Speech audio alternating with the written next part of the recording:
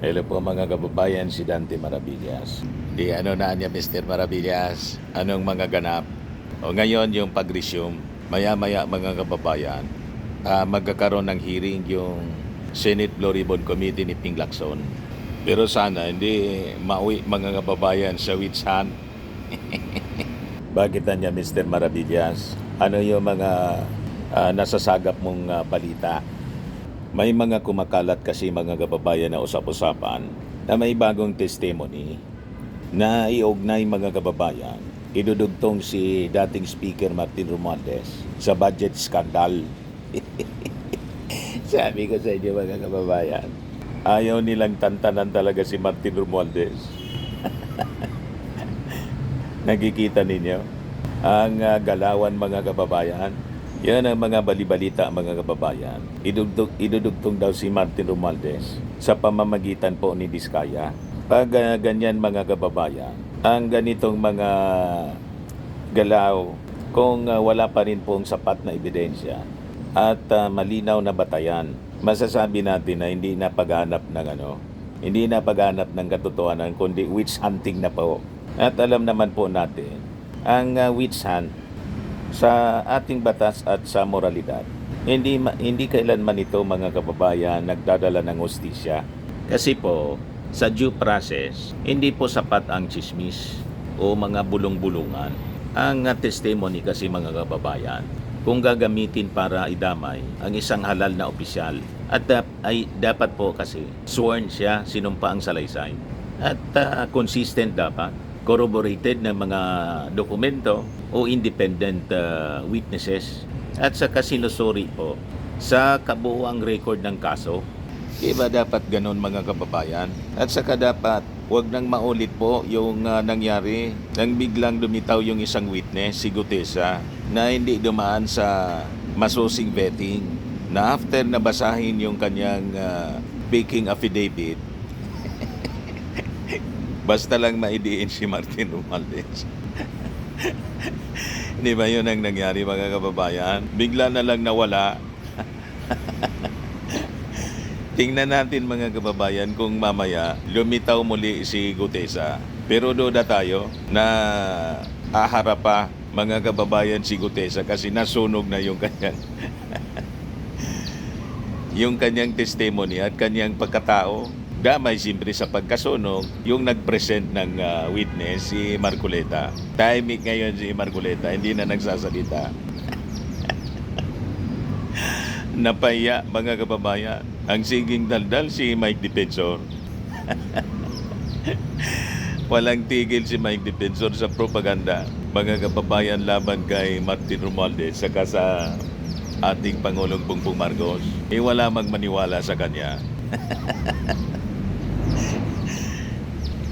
So yun ang mahirap. Kung ang mangyayari, witch hunting, pero tiwala tayo pa rin na hindi magpapagamit si Ping Lacson, kasi masisira yung pagkatao niya, pati yung ating institusyon, yung Senado. And tingin natin, di naman papayag sa ganon itong si Senator Ping Lacson. Kaya bantayan natin mga kababayan yung hearing Ngayon, kung ang isang resource person kasi mga kababayan o kahit sinong senador ay basta magbabanggit ng pangalan po ni Martin Romualdez nang walang bagong ebidensya, mali po naman ito sa batas at immoral sa prinsipyo. Kasi po unang-una, ang pagbanggit po ng pangalan ay hindi naman po katumbas ng kasalanan. Kaya lang ginagamit po yung mga pagbanggit ng pangalan para lang manira. O tingnan mo, niya nabanggit na naman si Martin Romualdez. Sabay propaganda. Yun ang nangyayari mga kababayan. Ang Senado, hindi dapat entablado ng character assassination. Tama po? Ito dapat isang institusyon ng fact-finding tulad ng mga panahon. Kasi po, kapag ang proseso ay nasagasaan, ang katotohanan mga kababayan, ang unang nasasaktan. Ngayon, pag-usapan natin yung unang naging pagtatanggi, yung timbang ng naunang pagtatanggi ng mga Diskaya. Kasi di ba, naalala ninyo, marinang itinanggi ng pamilya Diskaya, ng mag-asawang Diskaya, ang anumang koneksyon nila kay dating Speaker Martin Romualdez. Yan o. Diskaya tinanggi na naging front ni Romualdez sa pagbili ng property sa Makati. Diba? Malinaw mga kababayan. Yung naunang investigasyon, ang sabi din ni Diskaya, wala siyang personal knowledge. Baka niya name dropping lang, binanggit para gamitin yung pangalan ni Martin Romualdez. You see? So ang malinaw mga kababayan, direkta at paulit-ulit na denial ng isang primary individual or witness nang walang nakalabas na salungat na ebidensya, dapat magtapos ng baseless claims. Kasi po sa batas, ang repeated insinuations po sa kabila ng malinaw na pagtanggi ng isang primary individual tulad ng pamilya Diskaya, nagiging malicious inference na po. Hindi investigasyon, may malisya na talagang gustong manira. Di ba? Ganon yun, malinaw. Paulit-ulit, dininay na. Tapos babanggitin na naman, dininay na nga. Anong ibig sabihin niya? Di ba malinaw na paninira? Ngayon, ayon po sa pinakauling pahayag ni Senator Ping Lacson, hindi naman po lahat ng nabanggit sa isang iskandaloan niya ay may sala. Kasi po mga kababayan, sa naging testimonya ni dating DPWH Undersecretary Roberto Bernardo, natatandaan po ninyo, wala man pong direktang pahayag na nagsasabi sangkot yung ating Pangulong Bongbong Marcos o kaya si dating Speaker Martin Romualdez dito sa mga alikadong transaksyon, kasi yun ang intensyon nila. Isangkot si Martin para masangkot din yung ating Pangulo. Pinsan may name dropping, malinaw po, pero wala naman pong patunay ng aktual na partisipasyon. Ito pong name dropping kasi po, sa totoo lang, systemic reality po siya. Ito po ay isang sakit ng lumang sistema na talagang ginagamit po ang pangalan ng malalaking personalidad tulad ng ating Pangulo, tulad po ni Martin Romualdez, para pabilisin ang proseso. Di ba ganon? Yung ibang intensyon manakot ng nasa ibaba. Malapitan niya ako sa Pangulo, kay Martin Romualdez. Kaya dapat niya marilis agad. May mga ganon po Pero ang totoo niya, wala mang kinalaman yung Pangulo, wala mang kinalaman si Martin. Ginagamit lang yung pangalan para ma-release.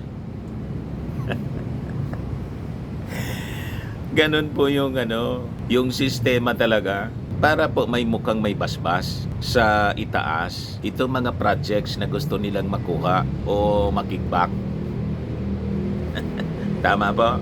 Yan po ang reality. Pero hindi po nangangahulugan na sinabi ng tao na may basbas talaga. Di ba po? Pagkatapos, nangyari yung kickback, sangkot na ngayon yung Pangulo at saka yung Speaker. Kahit yung mismong Pangulo, ang siyang nagpaimbestiga. At yung Speaker naman po, wala mang kinalaman. Wala mang pong dokumento. Ni-name drop lang, ginamit yung kanyang pangalan ng mga contractors o kung sinong individual.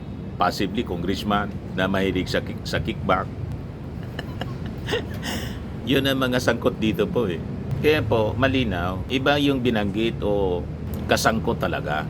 Iba po yung ginagamit lang yung pangalan doon sa talagang nagkinabang. Kaya po, mga kababayan, kapag ang investigasyon ay umaasa lang sa espekulasyon kaysa sa sworn facts, nagiging political theater po.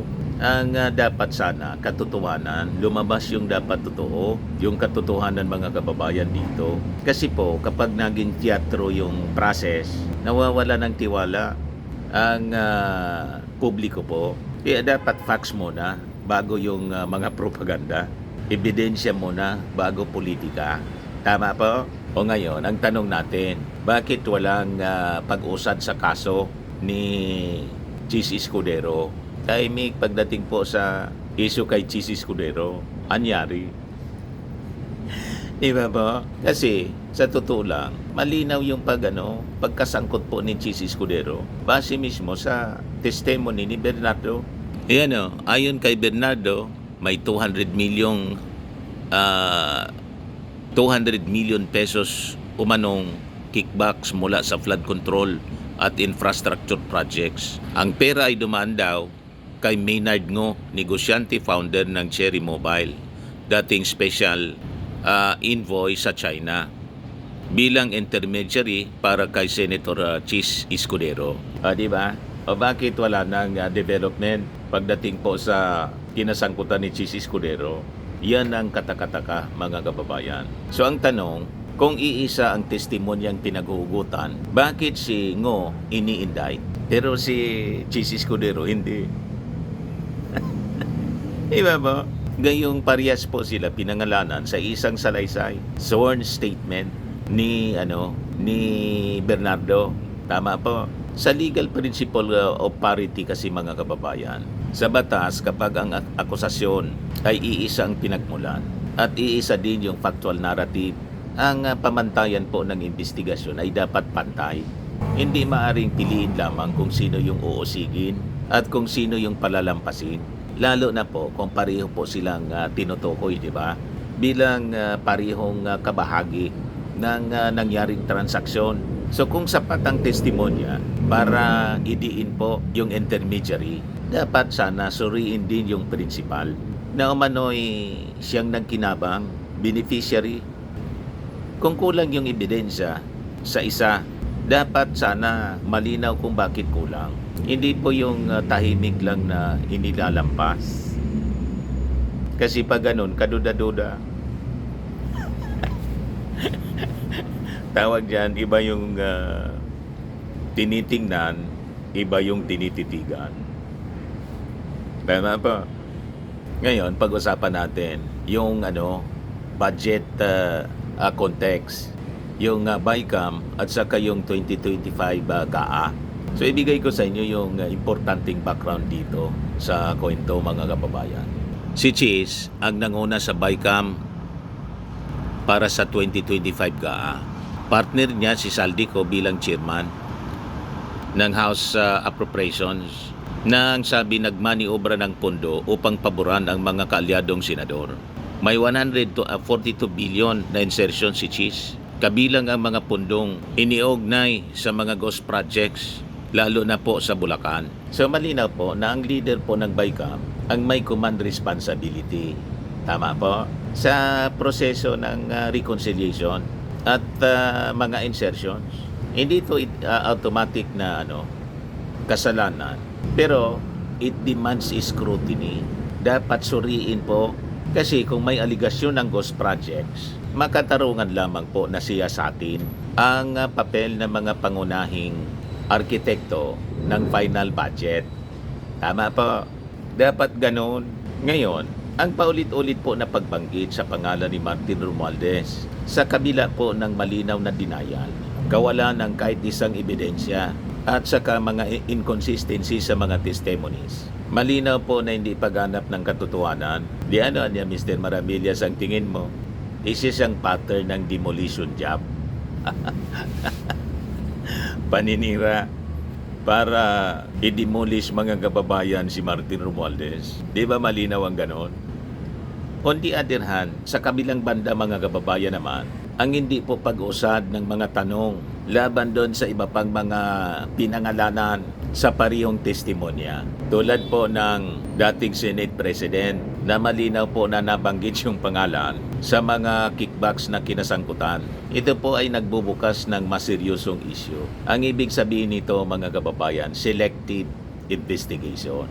Iba po, pag ganyan po, mawawala ng tiwala sa proseso ng investigasyon yung ating mga mamamayang Pilipino, lalo na po sa Senado. Kasi yun nga yung sinasabi natin, iba yung tinitingnan, iba yung tinititigan.